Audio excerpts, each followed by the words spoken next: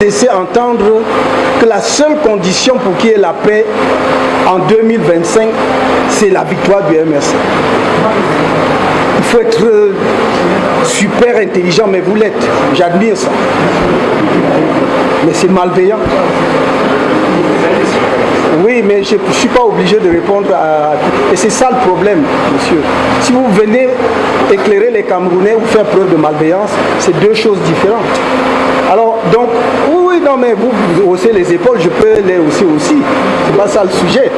Un journaliste n'est pas privé, comment dirais-je, du sens de responsabilité. On présume que lorsque vous venez, c'est soit parce qu'il y a un point de clarification que vous voulez obtenir, parce que l'exposé a pu laisser pas, soit parce que vous voulez davantage éclairer l'opinion. Mais venir avec ce genre de questions, c'est dérisoire. Mais je dis à aucun moment, je suis en train de dire une chose simple. Si c'était ça donc, la posture du MRC, nous l'aurions exprimé depuis 10 ans. Je dis que depuis 10 ans, nous faisons tout, cher monsieur, pour que la paix demeure au Cameroun. Depuis 10 ans, nous interpellons le gouvernement pour qu'il respecte les lois de la République. Et nous aurions voulu de temps en temps bénéficier davantage, plutôt que de questions malveillantes, du soutien de la presse pour dire mais qu'est-ce que c'est que même ce pays où un parti qui est majoritaire à l'Assemblée nationale et de façon constante sur 40 ans se donne des lois que lui-même ne peut pas respecter. Car voilà le problème du Cameroun. C'est-à-dire que nous avons un parti politique, je ne vais pas remonter à 60 ans, qui est là. Donc, prenons depuis 35 ans pour prendre sa création à Bamenda en 1985. Prenons même à partir de là, qui a donc fait toutes les lois de la République, y compris la Constitution actuelle, mais qui ne la respecte pas. Voilà la problématique. Voilà le cœur de la problématique démocratique au Cameroun. Il ne s'agit pas d'afficher des institutions, de dire qu'on a fait le Sénat, de dire qu'on a fait telle autre institution. Mais pourquoi est-ce qu'on ne respecte pas les lois de la République? Les lois. En 1990, à la suite d'une lutte acharnée de l'opposition, que je salue, l'opposition de l'époque, pour la bataille qu'elle a menée pour avoir ce qu'on a appelé les lois des libertés. C'est dans un recueil, c'est tout un recueil. 1990, les lois sur les libertés publiques au Cameroun. Donc à la suite de cette bataille politique, ils ont obtenu ces lois-là. On avait supprimé l'autorisation pour les manifestations. Le régime était le régime de la déclaration. Et le législateur de l'époque va aussi loin que de dire, dès que vous déclarez, le sous-préfet vous donne immédiatement un récépissé. Immédiatement. On ne dit même pas, il vous dit d'aller pour revenir. On ne dit pas, il vous donne immédiatement. S'il ne le peut pas, parce qu'il y aurait risque à l'ordre public, il vous indique et recherche avec vous en fait des solutions. Si vous voulez faire votre réunion au stade, mettons, Amadou Ahidjo, on dit que non, il risque d'y avoir, ça va gêner même la circulation. Mettez ça plutôt à Mendon. C'est ce qu'un sous-préfet doit faire. Vous vouliez faire ça mardi, non, faites ça plutôt le jeudi. C'est ce qu'un sous-préfet doit faire. Nous avons épuisé toutes ces possibilités, monsieur Essomba, pendant 10 ans. Et vous venez me dire, quand je vous dis, je vous donne éléments factuels à l'appui. Des Camerounais qui disent que si un responsable du MRC gagne la présidentielle, il y aura automatiquement, c'est pas moi qui le dis, c'est entre guillemets coup d'État. Ça vous choque pas, c'est pas un problème, ça ne devrait pas. Mais c'est non, il n'y a que vous, sauf si vous êtes élu, il n'y a que votre victoire, il n'y aura la paix qu'au prix de votre victoire. Je trouve que nous jouons avec notre propre pays. Parce que vous pouvez être employé de RFI, mais vous êtes Camerounais à la base. Même si vous êtes devenu français, vos origines sont ici. Ne jouons pas avec notre pays. Et moi, je ne joue pas avec le Cameroun. À mon âge et à mon parcours, on ne joue pas, monsieur Essomba. On ne joue pas.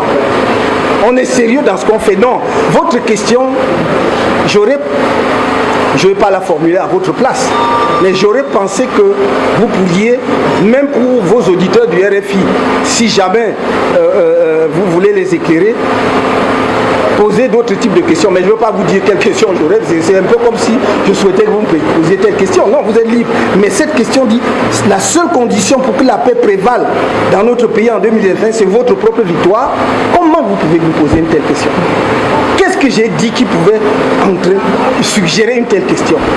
Vous trouvez normal que des gens préparent des coups d'État? Mais voilà, donc combattons, non, disons tous ensemble, nous sommes contre le coup d'État. Voilà tout ce que j'ai dit. Que ce soit à l'issue de cela, que ce soit le MRC, le RDPC, tous les autres partis politiques qui gagnent, je n'ai pas de problème. J'ai dit, M. Essomba, si vous ne m'avez pas entendu, je vous le redis aujourd'hui, je disais à l'époque, par rapport au président de la République actuelle, il y a un an ou deux ou trois, je crois que non, c'était déjà lors des élections de 2018. Je trouve aujourd'hui, je ne peux même pas contempler cette hypothèse-là parce que j'estime que pour lui-même, pour son image dans l'histoire, pour le Cameroun, pour ce pays qu'il aime, il ne devrait plus se présenter. Mais j'ai dit, qu'à cela ne tienne, même puisqu'il n'y a pas de limitation d'âge, il peut se présenter, il est libre. Mais s'il se présentait dans des élections libres, transparentes, justes, et que les Camerounais lui donnent le mandat de continuer, je serais moi. J'ai pris l'engagement en 2018, je prends aujourd'hui, je serai le premier à l'appeler pour le féliciter. Vous voulez que je dise ça comment? J'ai dit cela, je le redis. Mais une fois que j'ai dit ça, je ne peux pas en même temps dire que je peux être indifférent à des signaux que l'on donne qui sont de mauvais signaux pour le Cameroun.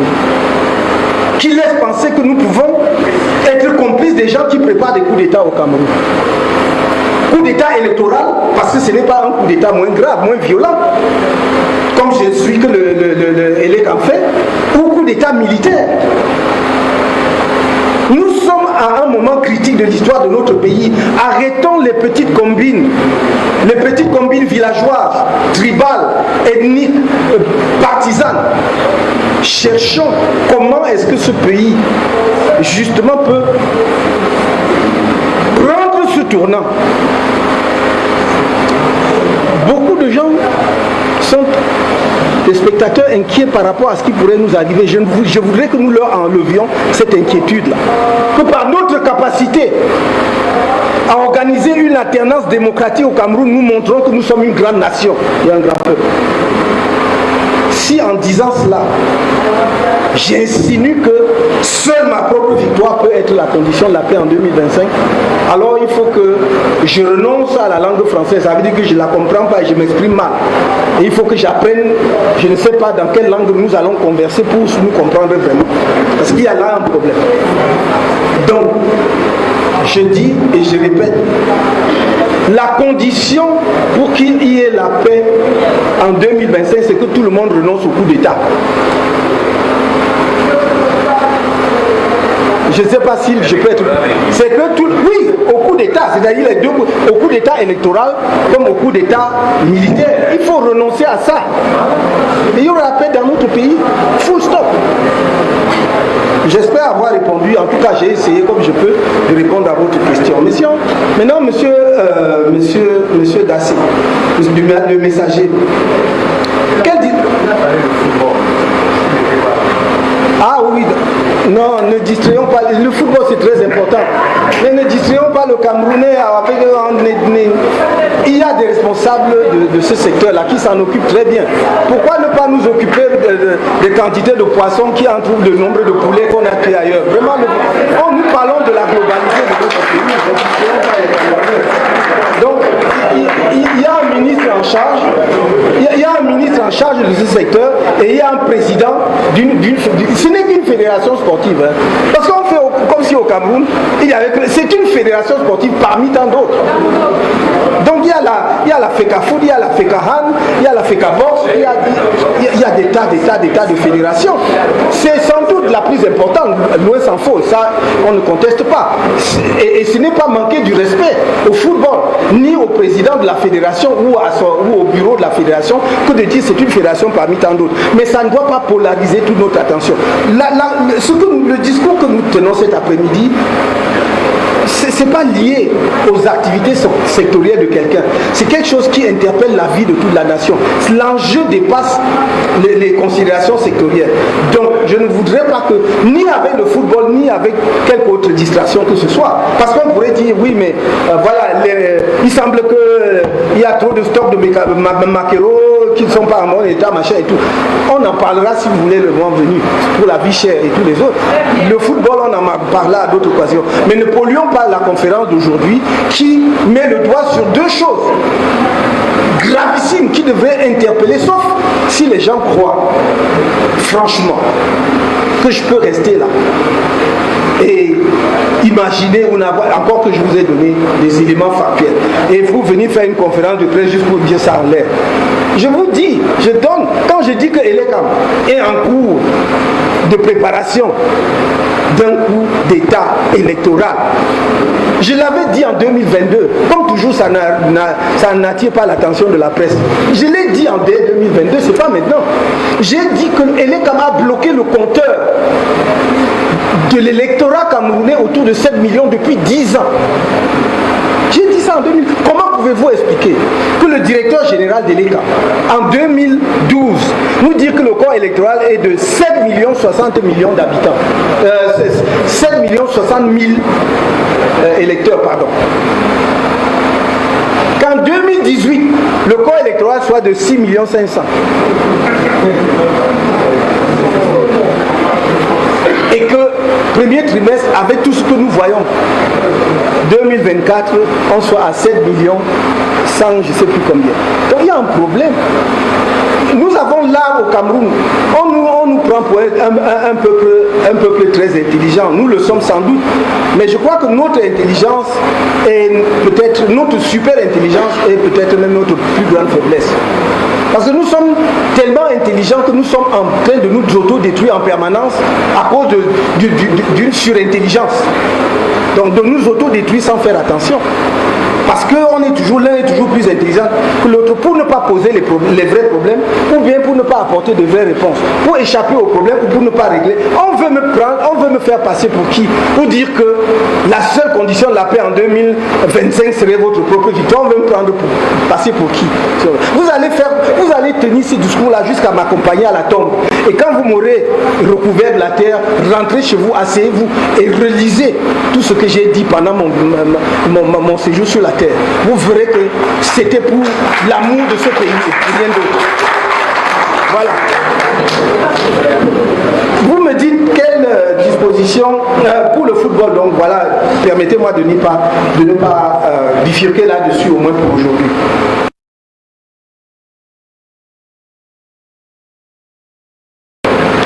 Le messager demande quelle disposition vous prenez avec Elekam. Mais nous prenons les dispositions légales. Nous saisissons Elekam de nos plaintes. Des plaintes qui nous reviennent du terrain. Des plaintes qui nous reviennent de la diaspora. Chaque fois qu'on nous écrit, nous envoyons à Elekam.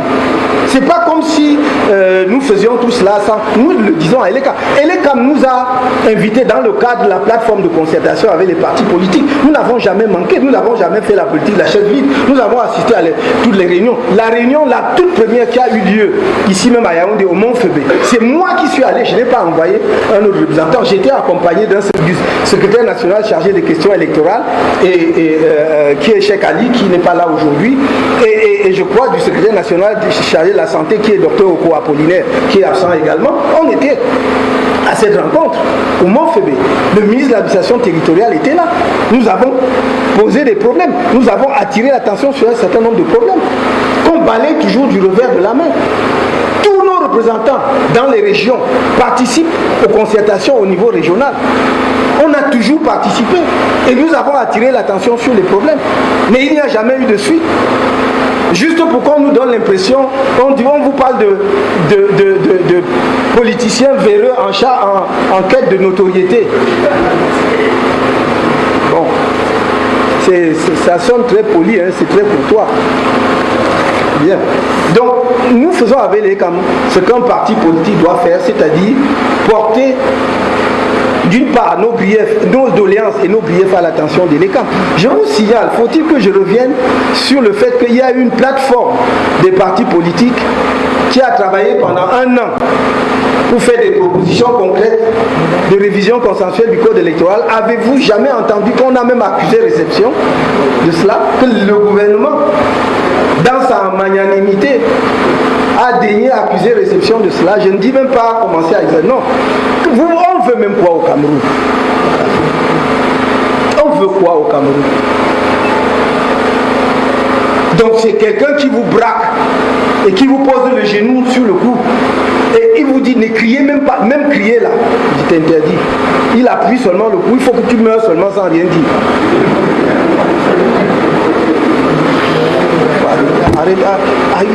Il faut à un moment donné que ça cesse. Nous sommes quand même aussi des citoyens de ce pays. Quand je regarde aussi, je regarde, y compris mes ancêtres, ils ont même déjà sous la colonisation. Qu'est-ce qu'on veut? Qu'est-ce qu'on veut des Camerounais? C'est pour cela que j'ai dit, il faut qu'on arrête ça. Et qu'il ne traverse l'esprit de personne que ça peut se répéter, ce qu'on a enduré et accepté jusqu'à présent. Non? Ça ne peut plus se répéter comme ça de la non. Et il faut que chacun assume sa part de responsabilité. Voilà.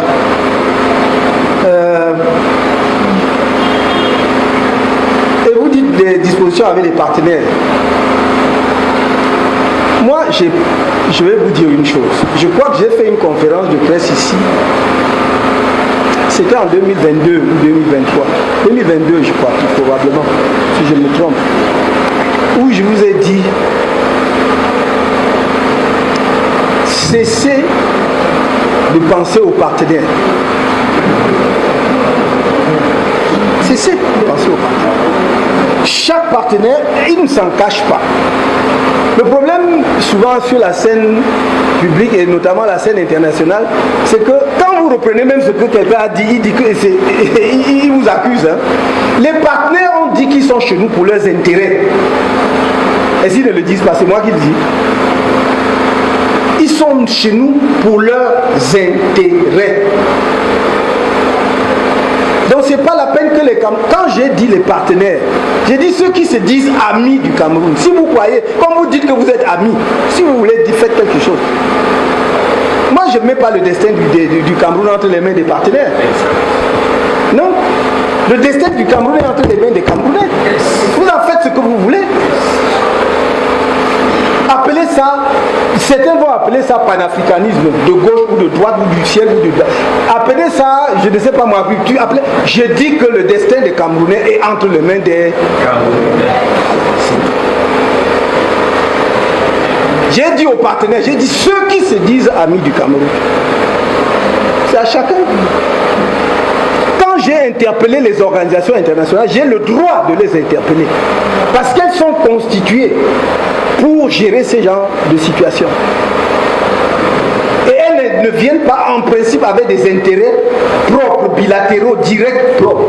Sinon les bilatéraux et les autres viennent pour leurs intérêts.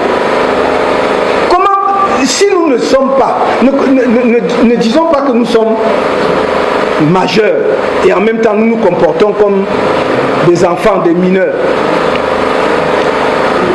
Un partenaire bilatéral, quel qu'il soit, Orient, Occident, peu m'importe, et il convoite une concession minière ou il convoite tel contrat.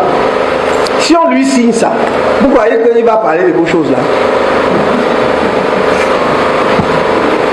Non, soyons sérieux. On amuse qui là? On se moque de qui? On amuse la galerie. Il vient pour chercher ou défendre ses intérêts. Les dirigeants de ces pays-là eux-mêmes le disent.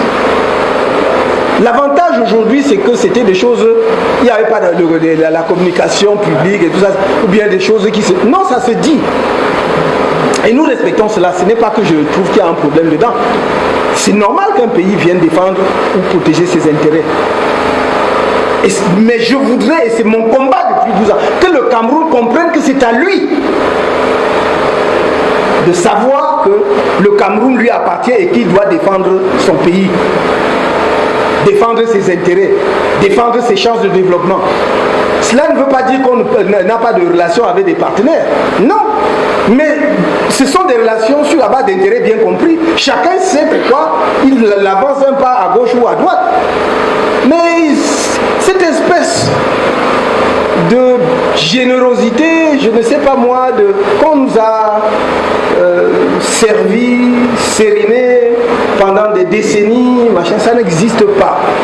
Et j'allais dire, quelque part, heureusement, ce sont ces partenaires-là eux-mêmes qui nous le disent. Nous sommes là, nous avons des intérêts à défendre là-bas, nous les défendons. Bon, arrêtons. Donc quand vous me dites qu'est-ce que je fais avec les partenaires, par rapport aux organisations internationales, nous les interpellons tout le temps. Par rapport aux partenaires bilatéraux, je dis et je répète aujourd'hui, ceux qui considèrent qu'ils sont les amis du peuple camerounais, s'ils croient qu'ils peuvent faire quelque chose, qu'ils le fassent. Si le peuple camerounais ne veut pas du changement au Cameroun, il n'y aura pas de changement au Cameroun. Le peuple camerounais, c'est tout le monde. Il faut bien me comprendre. Vous concevez le peuple comme... L'opposition parle du peuple et on croit que c'est l'opposition contre les autres. Non, le peuple camerounais, c'est les militants du RDPC, ceux de l'opposition, l'armée, les membres du gouvernement. C'est ça le peuple. C'est le peuple camerounais. Donc, le peuple, c'est-à-dire la partie du peuple qui est civil et tout ça peut vouloir sa liberté, le changement et tout ça. Et il y a des gens au sein de l'armée qui n'en veulent pas. Vous voyez ce que je veux dire? Ça voudrait dire que le peuple camerounais, dans sa globalité, ne veut pas changement. Ils auront cassé cela. Donc quand je dis mon effort tendant à amener à une prise de conscience nationale, c'est de parler à tous mes compatriotes de tous les bords. Je ne le fais pas aujourd'hui. Tous ceux qui peuvent prendre mes discours, mes allocutions, je ne dis même pas en 2018, avant, depuis la création du CMRC, c'est que j'ai toujours dit, les bras sont ouverts. Regardons ensemble ce qu'on peut faire pour le Cameroun. Mais ça ne bouge pas parce que des gens ont des intérêts, ne nous trompons pas. Que ce soit des nationaux ou des étrangers, qui n'ont aucun intérêt à ce que cela bouge. Mais la question c'est, est-ce que nous allons donc laisser cela prospérer pour que le pays meure et que quelques individus soit dans l'allégresse, réalisent leur projet justement de domination éternelle ou de bonheur, je ne sais pas moi quoi. Non. Quand je dis il n'y a pas de changement et il n'y aura pas de changement au Cameroun si le peuple camerounais ne veut pas, j'ai dit toutes les composantes de notre peuple. Ce n'est pas parce qu'on est du RDPC qu'on n'a pas une conscience. Ce n'est pas parce qu'on gagne de l'argent au RDPC qu'on n'a pas une conscience et qu'on croit que cet argent ne finira pas. Vous pouvez positionner tous vos enfants de manière dynastique à des positions préfet, sous-préfet, ministre, machin.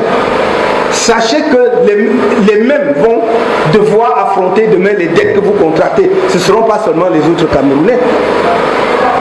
Ils vont affronter aussi cette dette.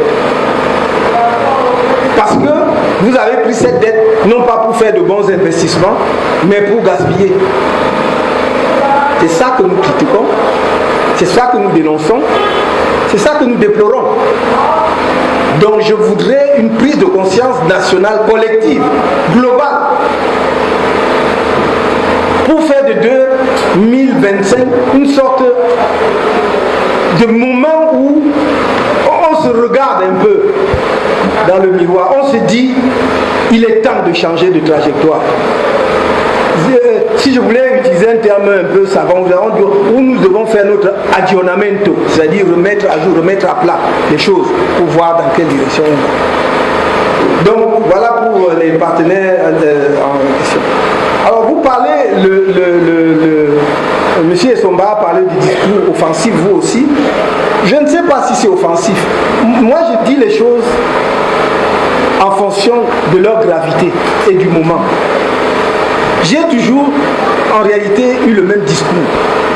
Si vous regardez par le passé, il y a eu des moments où j'ai tenu ce discours. Je vais vous rappeler, juste pour vous rafraîchir la mémoire. En 2021, fin 2021, début 2022, d'aucuns prétendent qu'on a condamné lourdement certains militants responsables du MRC parce que j'aurais dit que si on veut la bagarre, je veux la bagarre. Je l'avais déjà dit à l'époque. Mais pourquoi je le disais? Et personne n'a même jamais cherché à comprendre. Je le disais parce qu'on nous pousse à bout. Je venais, avant d'arriver à Douala, je venais de Bafoussam, où j'étais allé rendre visite à nos militants qui venaient d'être libérés après avoir purgé leur peine de prison. Et j'avais voulu les rencontrer dans la cour de la prison de Bafoussam. Le régisseur nous avait chassés. J'ai donc dit, venons, allons-y au siège régional du parti, quand même pour qu'on échange avant de se séparer. Et j'avais pris toutes les dispositions et le régional avait respecté. J'ai dit, il ne faut pas en faire un meeting. Ne dites pas aux militants que je suis à Bafoussam. Je ne veux pas d'attroupement, je ne veux pas de rallye et tout. Je suis venu voir les militants. Et il avait respecté mes consignes. On se retrouve au siège du parti et je reçois les quelques militants en question. On n'était pas plus d'une trentaine, vingtaine même dans la salle. Quand on a fini, j'étais sorti, je descendais déjà les escaliers pour partir, que le sous-préfet de Bafoussam 1er monte et me trouve en train de partir. Ah, monsieur le sous-préfet, on me dit le sous-préfet là, je ne le connaissais pas physiquement. Bon, ok, non, c'est une autorité administrative, je ne vais pas le laisser en plan, je vous reçois quand même à l'intérieur, je le reçois. Il me dit, oui, qu'est-ce que vous faites? Il n'y a pas de meeting. J'ai dit, mais monsieur le sous-préfet, vous êtes monté, vous avez vu, j'étais sur le balcon. Vous avez entendu une parole, j'ai dit une parole, même saluer, dire aux gens bonjour, je ne l'avais pas fait, j'avais fait un signe de la main, je descendais pour partir. Il a dit non, vous ne devez pas faire un meeting et tout. Alors que j'avais fait tous les efforts pour que les militants ne sortent pas. Mais mieux, quand je le reçois donc à l'intérieur au bureau, qu'est-ce qu'il me dit? Après avoir donc fait cette menace, vous ne devez pas faire ceci, vous avez ces manifestations non déclarées et tout ça. J'ai dit, bon. Il me demande, je lui dis, vous m'avez trouvé en train de partir. Je suis étonné par ce discours. Je suis surpris d'où ça, je ne sais pas d'où ça sort, mais je ne comprends pas. Et il me dit, parce que je me dois de le dire en public, parce que on n'a pas compris pourquoi j'avais dit cela. Il me dit, personne ne doit vous accompagner, il n'y a pas de cortège. Donc il faut dire aux gens de ne pas vous suivre, de ne pas suivre votre voiture. Je lui dis, mais monsieur le sous-préfet, est-ce que vous réalisez ce que vous me demandez? C'est-à-dire que je vais demander donc aux Camerounais que quand ils me voient, ils fuient. Oui, pour qu'il n'y ait pas d'attroupement, pour qu'on ne dise pas que je suis en train de saluer quelqu'un. Est-ce que vous me demandez là? Est-ce que c'est possible? À plus forte raison pour un dirigeant d'un parti politique. Qu'est-ce que vous me demandez là? Donc voilà ce sur quoi on est parti. Et j'arrivais à Douala donc dans ce climat où ensuite on me dira donc le truc de pour la signature, la dédicace de mes livres qui était prévu au cabaret de M. Sambak a été compromis. C'est là que je dis mais qu'est-ce qu'on nous veut même? Même. Et si on cherche la bataille, il y aura la bagarre. Et on dit, oui, il a dit ça et on a condamné. Mais est-ce qu'on avait besoin que je dise ça pour condamner? Ceux qu'on avait condamnés avant, j'avais dit quoi? Il faut donc qu'on arrête un peu ces histoires. Donc, ce n'est pas aujourd'hui que je dis, c'est que lorsqu'on pousse les gens à l'extrémité, toutes les possibilités, toutes les voies de voie, tout ce que la loi peut vous permettre d'utiliser pour que les choses se passent calmement, alors vous posez les questions. Et c'est ce que je dis.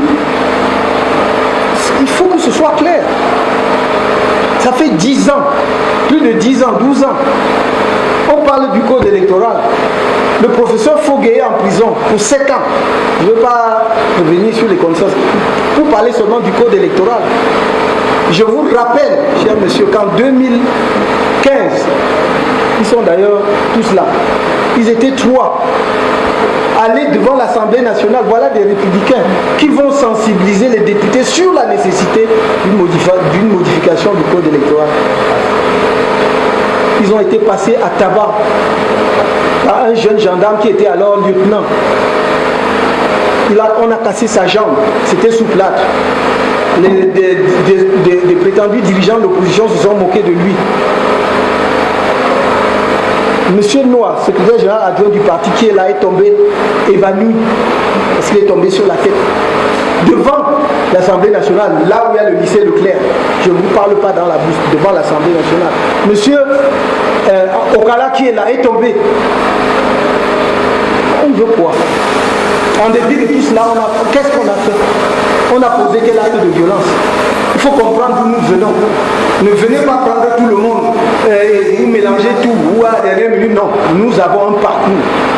Nous avons un parcours, nous avons un pedigree d'un parti pacifiste, constant, légaliste.